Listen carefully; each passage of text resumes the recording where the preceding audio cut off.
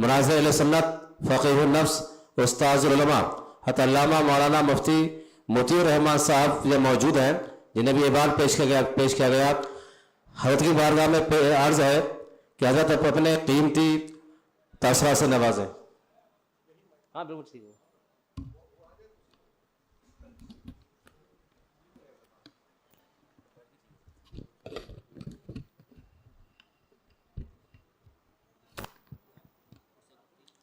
ठीक है।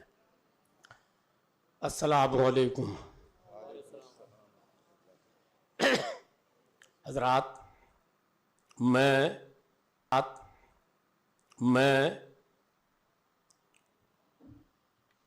रस्मी तौर पर हज़रत सैयद ज़फ़र इक़बाल साहब का शुक्रिया अदा करके जो क़द्र व क़ीमत मोहब्बत उनकी मेरे दिल में है,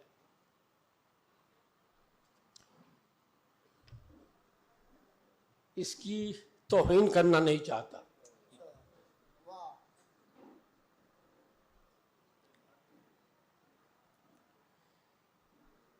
उनका जो कारनामा है ये वो सब आप हजरात की आंखों के सामने है। अगर यही सिलसिले कादरी सिलसिले चिश्तिया है, और बेशक है, तो जो लोग सूफिया के मुनकिर हैं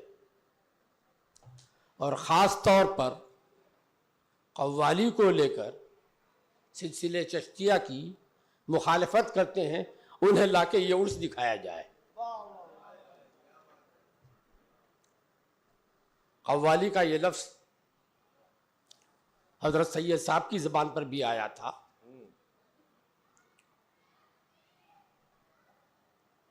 और इस सिलसिले में आज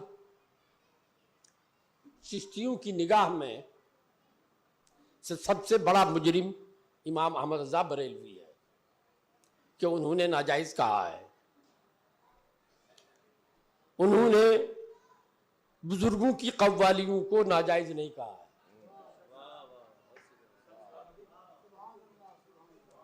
और बुजुर्गों की कव्वाली बिल मज़ामीर को भी नाजायज़ नहीं कहा है। लोग पढ़ते नहीं हैं, एक हर्फ कहीं देख लेते हैं, उसी को लेके उड़ जाते हैं। इस सिलसिले में इमाम गज़ाली ने एक वाक़या लिखा है जिसे हम सब लोग शायद पूरे हिंदुस्तान में लतीफ़े के तौर पर बयान किया जाता है। मैंने भी बचपने से सुन रखा था, वो लतीफ़ा समझ रहा था। जब उनकी किताब मेरे सामने आई तो मेरी आंखें खुली। उन्होंने लिखा है कि किसी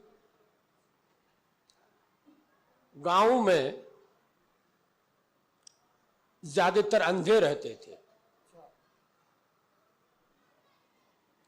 दिन में जो आंखियारे थे वो कारोबार में चले जाते थे, अंधे बेचारे घर में रहते थे।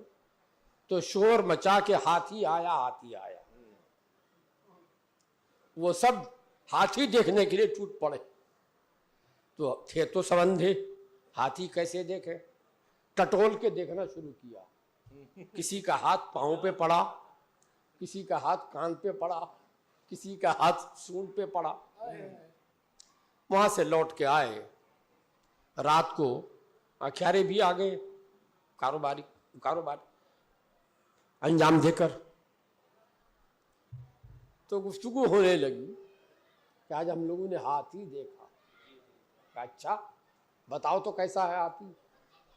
तो जिसने सूंड देखा था उसने कहा बहुत मोटा सा रस्सा था। जिसने पैर छुआ था उसने कहा पीलर था मकान का, वगैरह वगैरह इसी तरह कहता रहा। अब जो आंखियारे थे, हाथी देख चुके थे, उन्होंने कहा तुम सब अंधे हो। अंधे तो थे ही। कहा तुम सब अंधे हो, न वो पीलर है, न मोटा रस्सा है, न वगैरह वगैरह। वो उन सब का मजमुआ है, हाथी उन सब का मजमुआ है। फरमाते हैं इसी तरह से आजकल के मौलवी लोग हैं, एक किताब में कुछ पढ़ लिया उसी को हिर्ज़े-जा बना लेता कि सब कुछ यही है। जब तक सब कुछ न पढ़ ले किसी के बारे में कुछ नहीं कहा जा सकता है कि वो क्या है। तो इमाम अहमद रजा न तो कव्वाली के मुनकिर हैं बुजुर्गों के, न उनकी बिलमज़ामीर कव्वाली की मुखालिफत की है, उन्होंने उसको जायज करार दिया है। मगर सबसे ज्यादा आजकल निशाने पे वही हैं। कव्वाली का मसला मज़ामीर के साथ ये मुज्तहद फी मसला है। इस्तिलाह में मुज्तहद फी हमारे उलमा जानते हैं, मुज्तहद फी। बाज आइम्मा ने इसे जायज करार दिया है, बाज ने नाजायज करार दिया है, चूंकि हदीसें दोनों तरह की मिलती हैं इन हदीसों की बुनियाद पर। और मुज्तहद फी मसला जैसे इमाम शाफई का एक मजहब है, उसके बरखिलाफ इमाम अबू हनीफा का है। हालात और ज़रूरत पेश आ जाएं तो अपना मसलक छोड़कर दूसरे के मसलक पर अमल किया जा सकता है। हजरत ख्वाजा गरीब नवाज जिस जमाने में तशरीफ लाए थे उस जमाने को रखिए माहौल, और माहौल को पेश नजर रखिए। क्या कोई उस वक्त इस दावत पर आ सकता था कि आओ कलमा पढ़ लो? क्यों आता करीब? उस वक्त तो माहौल था नाच गान का और दीनी मजहब, दीनी माहौल था। वो सारंगी या जो भी उस जमाने में साज रहा हो, ढोल का, वो था। तो उनको करीब करने के लिए इस मुज्तहद फी मसले में, बावजूद है कि ख्वाजा गरीब नवाज हनफी थे वो, मगर इसके बावजूद उन्होंने उसका सहारा लिया कव्वाली का, ताकि लोग करीब आए। और जब करीब आ जाएंगे तो वहां भैया आपके लफ्जों में आए और फंसे। इस तरह से कव्वाली उन्होंने की। आज जो कव्वालियां आमतौर पर मुरव्वज हैं, क्या कोई बाशऊर चिश्ती भी उसे जायज कह सकता है क्या? अब देखिए, जिम्मेदार शेख तरीक़त खान सिलसिले चिश्तिया के, तो इन कव्वालियों को नाजायज करार दिया है। और बंद बांधने के लिए बाउंड्री पहले खींची गई है दूर से, कि उसको आमतौर पर नाजायज लिखो, और जायज होने का जो पहलू है वो पहलू नहीं। इसलिए कि इफ्ता का वसूल ये है कि अगर कोई मसला पूछे तो जब तक जरूरत सामने न आए अपने मसलक की बात बताओ। अगरचे दूसरे मसलक में जायज हो या नाजायज हो, उसको उसे रहने दो, उसे मत बताओ। वसूल इफ्ता ये है। इसलिए इमाम अहमद रज़ा ने आमतौर पर नाजायज लिखा, लेकिन जायज भी लिखा। जायज कहां लिखा? जहां बुजुर्गों की बात आई है, बहुत खूब ये लिखा। अभी बात आई थी उलमा और सूफिया की। मैं तो इसका कायल ही नहीं हूं कि उलमा सूफिया अलग अलग कोई चीज है। हर सूफी आलिम है, बेशक, अगर वो आलिम नहीं है सूफी नहीं, तो सूफी नहीं है। बहुत खूब। आज जो खानकाहों में जोहला सूफिया बने बैठे हैं, उन्हीं की वजह से तसव्वुफ बदनाम हो रहा है। मुझे याद है पटना में एक साहब ने मुझसे पूछा था दौरान तकरीर कि हजरत ख्वाजा गरीब नवाज आलिम थे? हाँ, बड़े भाई, और क्या आलिम थे। सनद उनद कहाँ से लाए थे आप? उन्होंने किताब उताब लिखी है?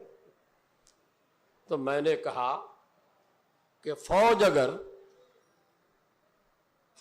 बॉर्डर छोड़कर यहां चोरी और डकैती के लिए आ जाए। से लोगों को बचाने आ जाए, बचाने ही आ जाए, तो मुल्क बाकी रहेगा? नहीं, लोग आ जाए शहर में, मुल्क गया। मुल्क तो हाथ से चला जाएगा। तो ख्वाजा गरीब नवाज ने किताब नहीं लिखी, लोगों को मुसलमान बनाया। आर्मी बना। उन्होंने लोगों को मुसलमान बनाया। अगर उन्होंने मुसलमान नहीं बनाया होता तो आज किताब लिख के किताब किसके लिए लिखी जाती? कौन पढ़ता हमारी किताबें? ख्वाजा गरीब नवाज ने लोगों को मुसलमान बनाया और बाद के उलमा को किताब लिखने के लिए उनकी रूहानियत ने कहा तुम किताब लिखो, मसलक मेरा है, उजागर तुम करो। क्या बात है। मसलक मेरा है, उजागर तुम करो। इसीलिए उलमा ने किताबें लिखी। तो हजरत ख्वाजा गरीब नवाज अल्हम्दुलिल्लाह, चाहे चिश्ती हो, चाहे नक्शबंदी हो, कोई भी हो, पूरे मुल्क में, हिंदुस्तान में सबसे बड़े बुजुर्ग का नाम ख्वाजा मोइनुद्दीन चिश्ती रहमतुल्लाह ताला अलैह। सबसे बड़े बुजुर्ग का नाम, चाहे वो किसी सिलसिले के हो रहे हूं, हजरत ख्वाजा गरीब नवाज सबसे बड़े बुजुर्ग। और ख्वाजा बुजुर्ग गरीब नवाज का क्या इल्म और क्या कब पैदा हुए, क्या हुए, वो सब आप लोग सुन चुके, उनकी करामतें भी बहुत सुन चुके। ख्वाजा गरीब नवाज का फैजान बाबा फरीदुद्दीन पर, उनका फैजान बख्तियार काकी पर, उनका फैजान हजरत महबूब इलाही पर, और ये आज जो कहा जाता है कि साहब सूफिया आलिम है कि नहीं है, बस उसी की एक नज़ीर पेश कर रहा हूं छोटी सी। हजरत महबूब इलाही रहमतुल्लाह ताला अलैह जब खुलफा की टीम मुल्क में भेजने वाले थे तो सबको जमा किया, अपने तमाम बड़े मुरीदीन को जमा किया। फरमाया खिलाफत का पहला हकदार तो सिराजुद्दीन को होना चाहिए, मगर वो आलिम नहीं है, वो आलिम नहीं है। जो दूसरे मशाइख थे वो हजरत महबूब इलाही का इशारा समझ गए कि काश कोई इसे पढ़ा दे, काश कोई इसे पढ़ा दे। हजरत फखरुद्दीन जर्रादी रहमतुल्लाह ताला अलैह खड़े हुए अर्ज किया कि हुजूर अगर इजाजत दे तो मैं 6 महीने में इसे आलिम बना सकता हूं।